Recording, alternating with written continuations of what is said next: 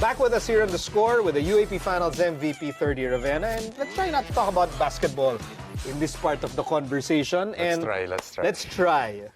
But it's impossible because I want to talk about your family, but your family is a legendary sports family. Legendary sports family. So I guess I'll start with, do you now feel that you are, because you're so Cloud9 ka, di ba? Do you feel right now that you're the best Ravena? No. No? Why not? I You think just scored 38 points in the finals game. But I think my brother's still better than me. Well, that's just you being a younger brother saying that. No, but... No? I know kasi nag-1-on-1 kami 2 weeks ago. 2 weeks ago, di pa rin, talo pa rin. I know. Tsaka wala pa siya sa kondisyon nun, Sir Miko. But I don't really feel na parang I'm the best Ravena. I know na hindi nila sasabihin yun kasi knowing how competitive my family is. But hindi ko rin po iniisip na, I don't think about it that way. I just think about it na I'm just celebrating my championship, the championship with my family. And it's such a great feeling. Na, You're just contributing to the legacy of the Ravena family. Ganun ba yun? Parang may isang trophy na parang ganun sa collection. But, yan, it's just a nice feeling doing it for them, knowing that they've been here ever since I was, ever since I started playing, na yung support nila never stopped. And they just really wanted the best for me. Yan. So, just happy to be able to give them that championship. I'm pretty sure that your family was a huge reason, huge factor in your success. So I'm going to ask you, one by one, members of your family, how they inspired you to go from struggling rookie to finals MVP. All right? So I guess let's start from youngest to oldest siguro. So let's start with Danny.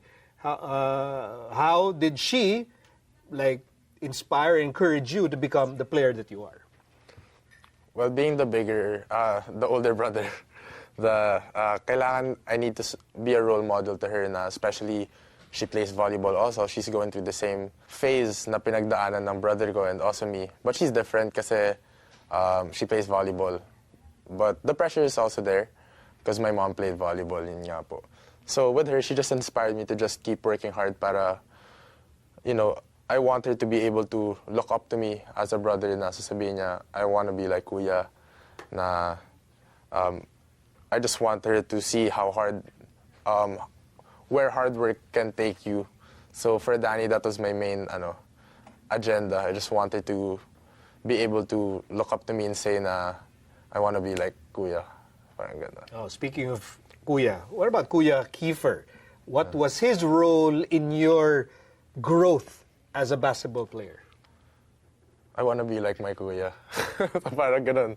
So growing up, I've always looked up to him. He's always been my inspiration, and also he's a motivator. But I think we've been doing the same things na ever since I started playing, na tinuturuan niya na ako, especially post-game, kung ano yung mga pwede kong magawa ng mas mabuti. And also, he makes me do drills na I can do in the games. Kunwari, like, yung shooting drills, which is specially made for our plays, like the kind of shots that I'm gonna get in the game. So he makes sure na I work on those things. So yung 3-point shooting mo in the finals, may kinalaman ba si Kiefer doon? Oh, we go shooting even prior to practice. So like, would he tell you, Thirds, kung libre ka, shoot mo. Tira mo yun. Yeah, he would do that. Kasi parang ganun din yung mentality niya, di ba? Na, well, actually, kahit hindi naman siya libre, tinitira. Yeah, actually, yeah, that's true. Pero, that's a big difference there. Okay. Pero joke lang. Yeah, he's been telling me na, I don't know if I'm allowed to say this on camera, but we work out. Kahit during the season, we put shots in, make sure na he gets all the bases covered in terms of what I can do offensively. Mostly offensively. How intense can those one-on-one games be between the Ravena brothers? Well, minsan, always naman na very competitive, na wala talaga magpapatalo. Especially pag malapit na matapos yung game ko na race to 11. Medyo relax lang siya, pero pag dumating na 8 or 9, wala na, parang physical na, wala na nagpapatalo. Tapos may dayaan na, gano'n. Uy, hindi naman foul yun, gano'n. Parang, yun, it just speaks about how competitive we are. But also at the same time, how much you want to encourage each other to really bring out the best in us.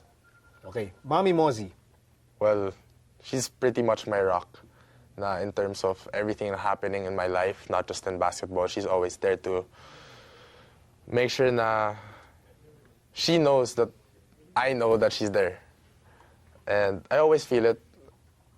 Never nangyari na hindi ko na ramdaman yung presence ni Mama sa lahat na nangyari sa akin. Not just with basketball, but also in life. And with her, I just really want her to be proud na that's the best way I can repay her, was that giving it 100% and dedicating every single game to her. Kasi she might not be able to talk to me about basketball, but she can definitely talk to me about how I can become a better person and also a better player. So, yeah, that's my mom. And Daddy Bong. My coach. He's pretty much kahit medyo in-game, may coaching pa rin eh. Pero, I mean, I grew up like that, na pinapakinggan ko siya, and I mean, I don't think I'd be able to be where I am if it weren't for his genes and also his coaching. Yung grabe yung, kumbaga, nung bata pa lang kami, he really made us work na. Yun na yung parang, kumbaga, that's one thing I'm really thankful for. It wasn't easy, especially sa mga practice nila sa talk and text. He'd be on the side making me do drills pa rin. Until now, like, pag nakikita niya ako sa gym, kasi we practice in the same gym sa Moro Lorenzo. And it just speaks about how much he really wants me to be better every single day. And as a dad, hindi siya nakakontento with just achieving something na nasasabihin niya sa akin, oy, pwede na yan, wag ka na muna mag-extra work. He's always there na parang, oh, nagawa mo na ba yung pinapagawa ko sa'yo? He's always like that. And that keeps me grounded as well, na no matter how much you achieve, you can always get better, because that's how my dad thinks. And yeah, that's pretty much how he inspires me. Yeah, I'm trying to imagine how grounded you might be. You go home, you come from a 38-point game, and then you go home, and then your dad is like, he's a PBA legend. Yeah. He played for the national team. He's a UAP legend, PBA legend, everything. And then your kuya, well, he's Kiefer Ravena. So does that have like a natural humbling effect na, okay, I'm a big shot, but when I go home, lahat kayo big time dun eh. Hindi naman big time, pero yun medyo nakaka-humble nga talaga, lalo na pag yung umuwi ka sa bahay, tapos yung first sentence na sinabi sa'yo, congrats, sayang di mo na ginawa ng 40. So parang yun kaagad na parang, di mo pa alam nag-champion kami, di ba? Yun kaagad. Like in a good way, it's never good enough. In a good way. Yeah, that's, I think, the energy in the family, yun yung nagsusurround sa family namin. That's why I think we really get super competitive, especially with anything related to sports or actually anything. We're very competitive. And I think it's that mentality that, brings this success, not just with one of us, but in everyone. There's, of course, like tremendous amount of similarities because you're all super athletes. It's a super athlete family. But I'm wondering lang... Parang The Incredibles. Kasi kailangan ko ipasok yung fashion eh. So dito ko ipapasok eh. yung fashion sense mo ba, is that your sort of differentiating factor na parang, this is Thirdy, the way I dress, the way I pick my shoes, and my pants, and ito yung parang, that's why I'm not Kiefer, I'm not Danny, I'm not Mommy Mozzie, and I'm not Daddy Bong, because of my style. Yeah, actually, I mentioned it in an interview na with Danine. Hi, Danine.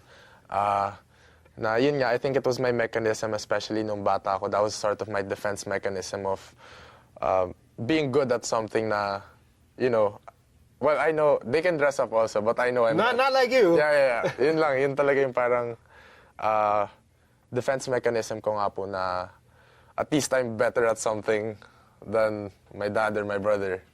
Hindi man maging basketball, pero sa fashion. So parang ganun. It was really more of coping, how I can cope with all of the pressure that I'm getting, especially when I was a kid. Winning a UAP championship is a dream come true, I'm sure, but if I were to ask you, what is your ultimate basketball dream? Play in the NBA. I mean, a lot of players, especially Filipinos, they aspire to really play in the biggest stage possible. So yeah, I'm still dreaming, but I'm still working to get closer to my dream every single day. See, even when you dream like a Ravena.